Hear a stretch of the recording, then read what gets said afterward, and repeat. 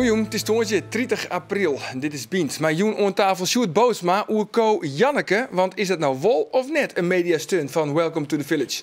Stedswacht Carlos Hogendorp is weer een stapje dichterbij een trobraak in Brazilië. En het Fries Museum had Sjoerd een nieuwe directie gekregen van maar liefst 8 band.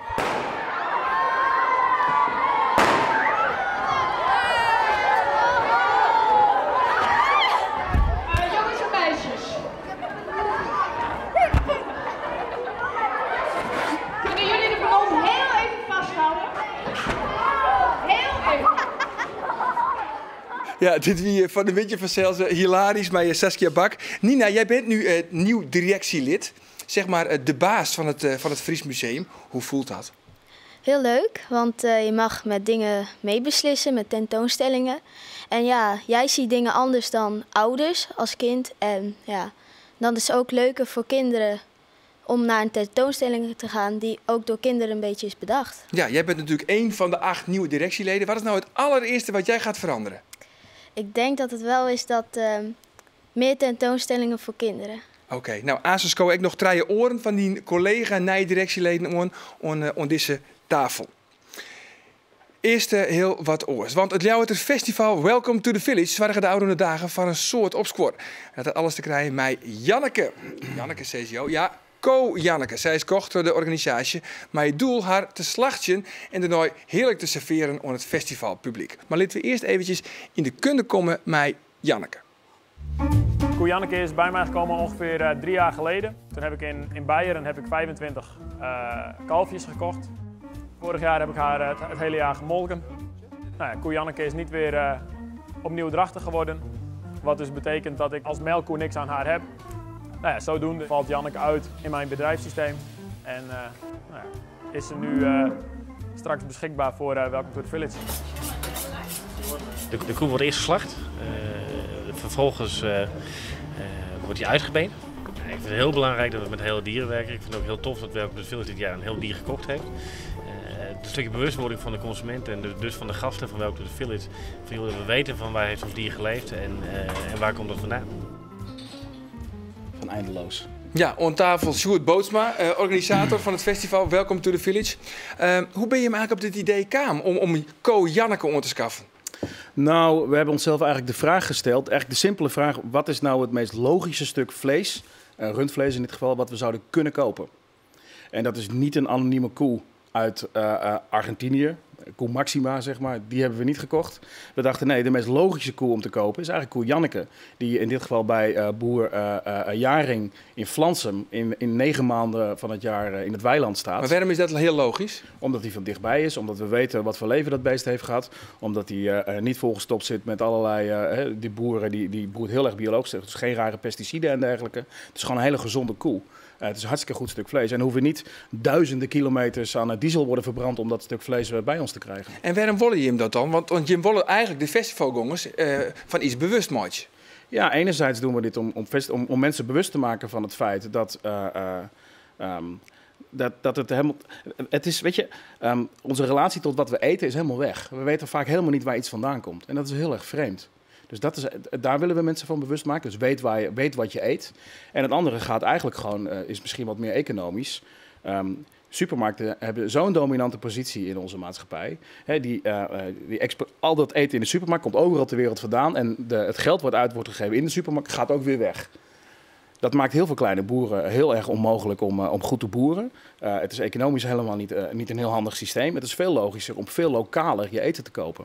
Ja, en dat betekent dus ook dat we om dit verhaal met Janneke nu een netwerk maken met wel 100 boeren, koks, cateraars, festivalorganisatoren. Alleen maar om de vraag te stellen, hoe kunnen we veel logischer aan ons eten komen. Klinkt al prachtig en je hebt goede argumenten om dit te doen. Toch, op social media, zeg je het aan YouTube, je ze helemaal los, hè, de meesten. Ja. Want mijn soort negatieve reacties, ik positief, maar ik negatief. Laten we er even een paar bij pakken. Dit is je eigen Facebook-site van Welcome to the Village. Daar zit ik Janneke. Ja.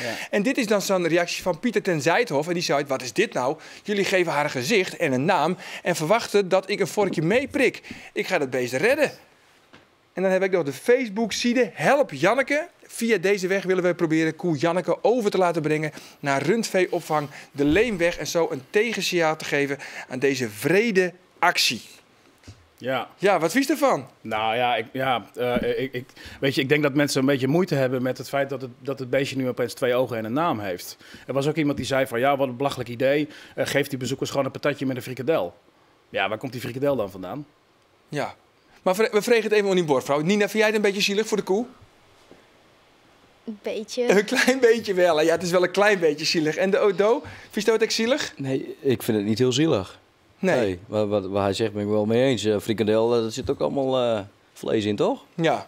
Maar er komt natuurlijk een soort opscore en dat hing je natuurlijk ook wel een beetje verwachten. Ja, dat wilden we graag. We wilden heel graag dat hier discussie rondom ontstond. En, maar is het dan een mediastunt van Welcome to the Village?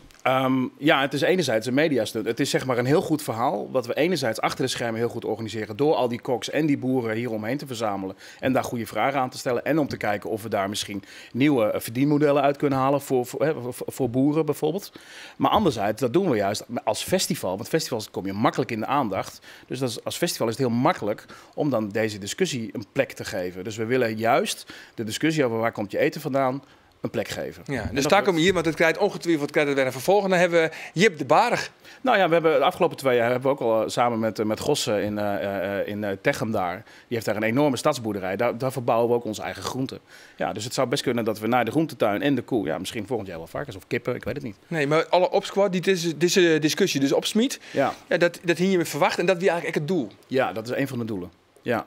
Oké. Ja. Wanneer is Welcome to the Village? 17, 18 en 19 juli, Groene Ster, Leeuwarden. Zijn nog kaartjes te koop. Wordt heel erg leuk. Oké, en Janneke is rek? En Janneke wordt een maand van tevoren geslacht. Oké, ja. Dus Janneke is daar net? Nee, nou ja, dus ze is er wel in worst en in biefstuk. en hamburgers. En hamburgers. En, ja. Zielig hè, Nina?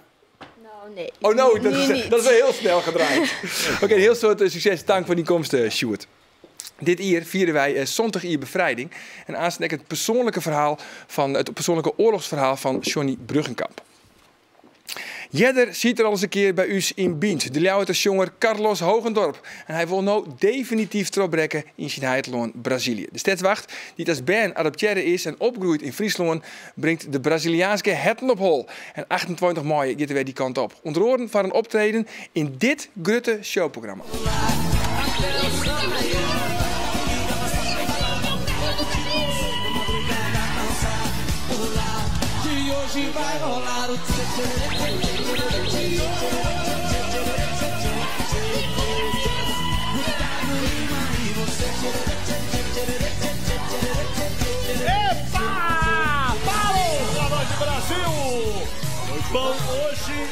Ja, prachtig Carlos. Ja. Daar zit aan zijn nek. Wat is dit voor programma? Ja, eigenlijk een beetje de ik hou van Brazilië zeg versie van ik hou van Holland. Ja. Dus eigenlijk de Braziliaanse Linda de Mol, wie dat? Eigenlijk wel, ja. Ja, en wat is dan die rol? Wat is dat van? Ja, ze hebben mij uitgenodigd. Ik kan het nog steeds niet helemaal geloven. Ze hebben me uitgenodigd en wij gaan een verrassing organiseren voor onder andere mijn kleine zusje die daar leeft. In Sao Paulo. Ja, maar die woont daar nog dus? Die woont daar nog steeds. En ik zal mijn eerste single die dan ook uitkomt, zal ik live in die show doen. Je allereerste single? Ja, mijn allereerste en single. dat moet dan eindelijk die grote trobraak worden eigenlijk? Ja, daar zijn we druk mee bezig. Dat is eigenlijk wel wat we hopen. En ja, succes is nooit gegarandeerd. Alleen, we krijgen heel veel liefde uit Brazilië. En ik hoop dat het daar goed opgevangen wordt. Ja, want die cd, die naar je single, hoe heet die? Without You. Without You, Ja. dat is in het Engels? In het Engels.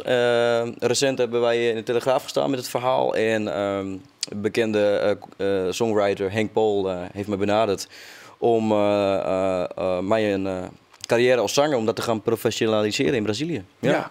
En dat komt er al hier in dat programma. Een prachtige show, zeg maar. En daar best ik, maar er was eigenlijk, dat is een single, die moet in de top 40 komen, toch? Ja, eigenlijk wel.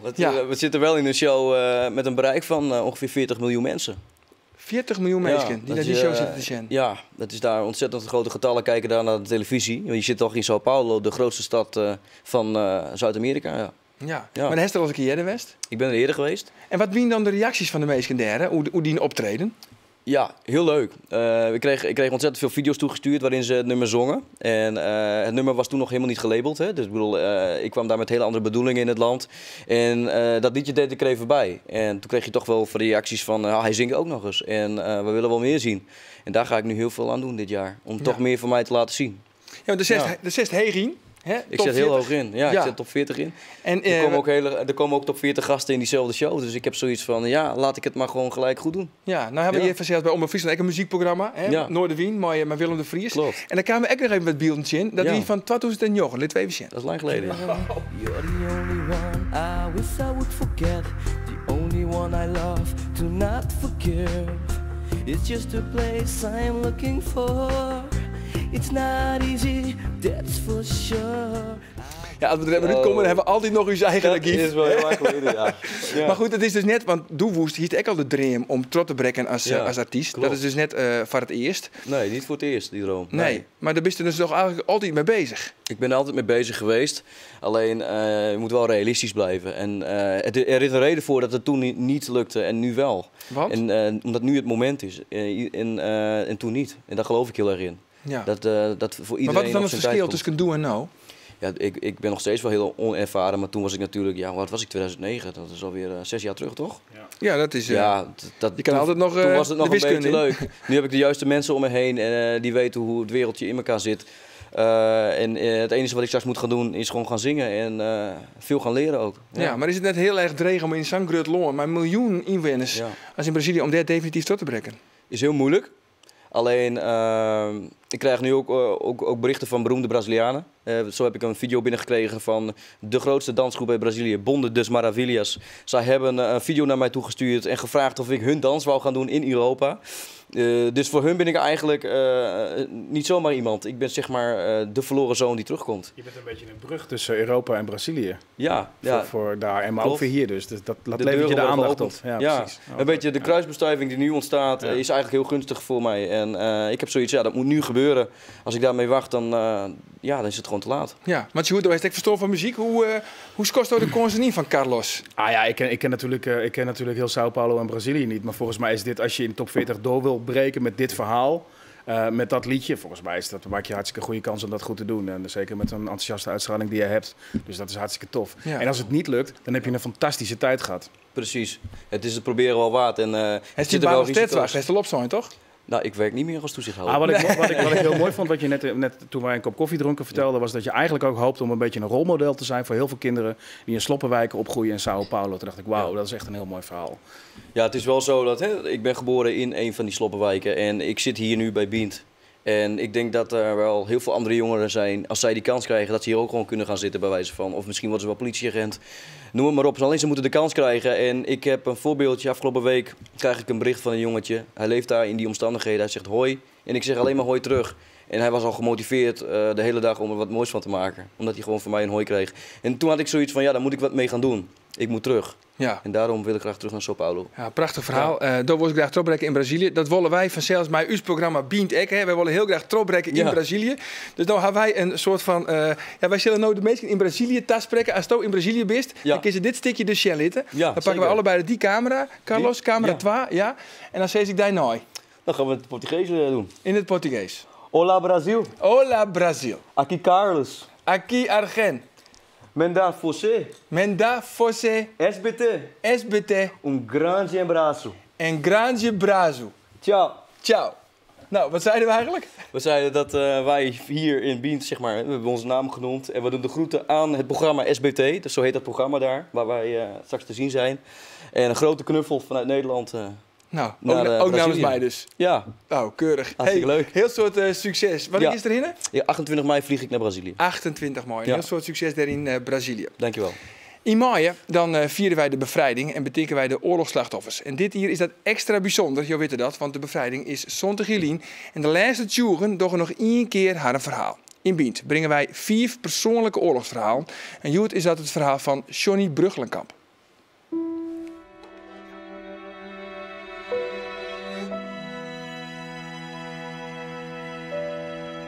Mijn naam is Sjoerd Jan Bruggenkamp. Mijn roepnaam is Johnny. Ik ben geboren op 20 mei 1946 in Sneek. Ik ben een zoon van een Canadese soldaat. Mijn moeder was 16 toen ze mij kreeg. Mij is altijd verteld dat ze mijn oudste zuster was. Ik ben op zoek gegaan naar mijn echte vader. Maar ik had alleen nog maar een foto en een naam. We hebben mijn vader Fred gevonden, maar hij is op jongere leeftijd overleden. Wel heb ik met mijn zoektocht alle Canadese kranten gehaald en ben met open armen ontvangen door mijn Canadese stiefmoeder en broers en zussen, met wie ik nog steeds een warm contact heb. Ik heb er een prachtige familie bij gekregen. Ja, dat is het verhaal van Johnny Bruggenkamp.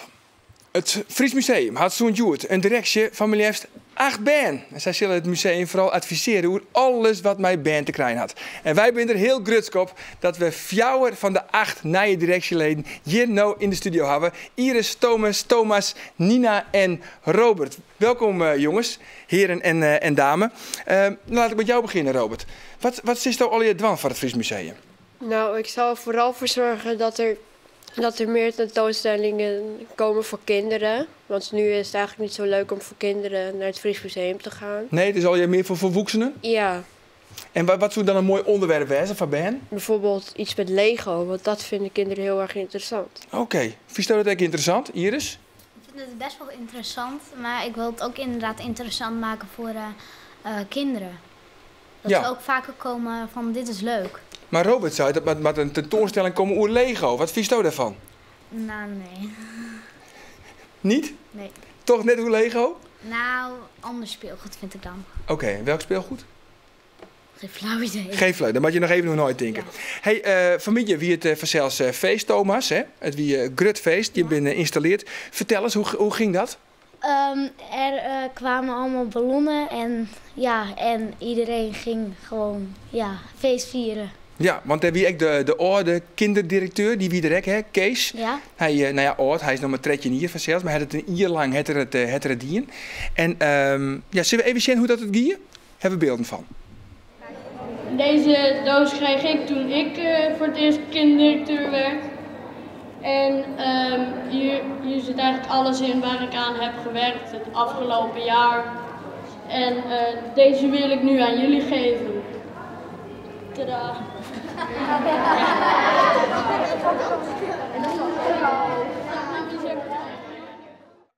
Even de microfoon een beetje naar die tafel, want dan kunnen we die al wat beter verstaan. Want jongens, hebben jullie stiekem schoen even in die bak wat erin ziet? Ik heb het nog niet gezien. Nee? En Nina, heb jij het gezien? Nee, ik heb het ook nog niet gezien. Ja, maar dan net zo. En Dona, Robert? Nee. Geen Ian en Nina, Iris? Ik heb het een beetje gezien, boekjes of zo, maar voor de rest weet ik echt helemaal niks. Het is nog eigenlijk nog een grote verrassing wat erin zit.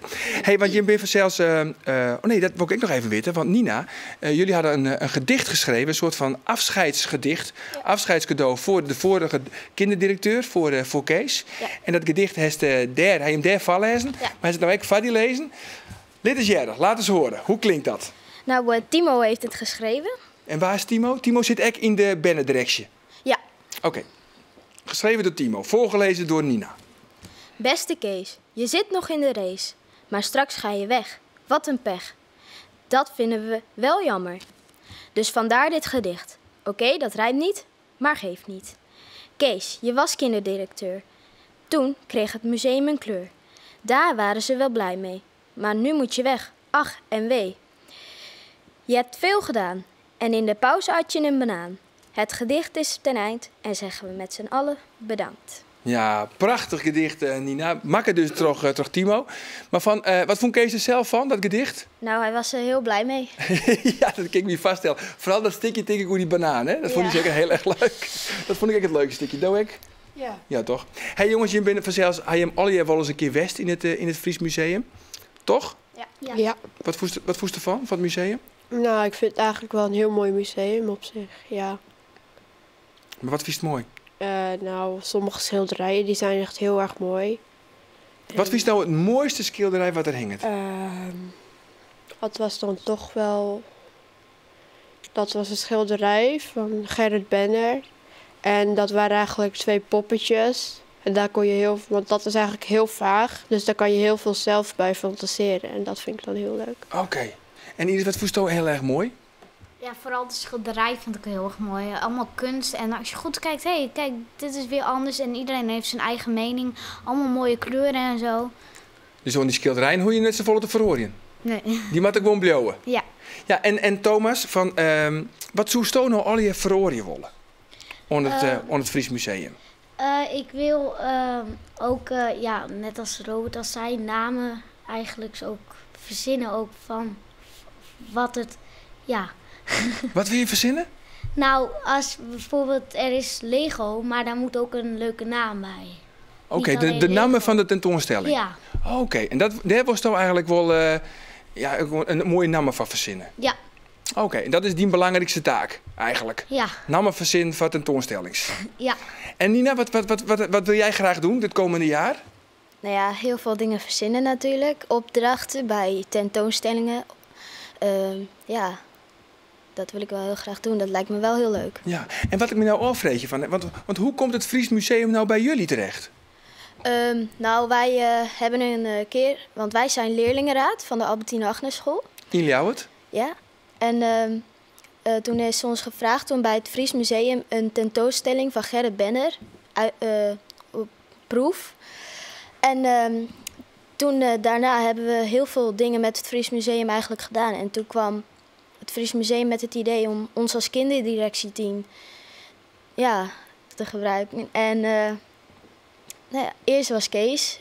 En omdat Kees ook heel veel met zijn eigen groep deed, dachten ze, nou, doe dan maar een keer een groep van 8 of zo. Ja, en jullie waren natuurlijk gelijk gigantisch enthousiast. Ja. Ja. Maar dit is natuurlijk een droombaan. Jullie zijn gewoon met z'n allen directeur van het Fries Museum. Ja. Hoe stoer is dat? Stoer. Ja. Dat is toch super stoer. Hey jongens, ik heb nog één grote vraag aan je. Want welke tentoonstelling moet er nou absoluut naar het Fries Museum te komen? Je mag alles bedenken wat je wil. Ik begin bij jou, Robert. Lego. Een Lego tentoonstelling. Ja. Iris. Ja, ik vind gewoon echt dat de schilderijen moeten blijven. De schilderijen moeten blijven. En dan is er ook nog een speciale schilder of een mooie tekenaar waarvan zou je zeggen van die wil ik echt, daar moet een hele grote tentoonstelling voor komen in het Fries Museum.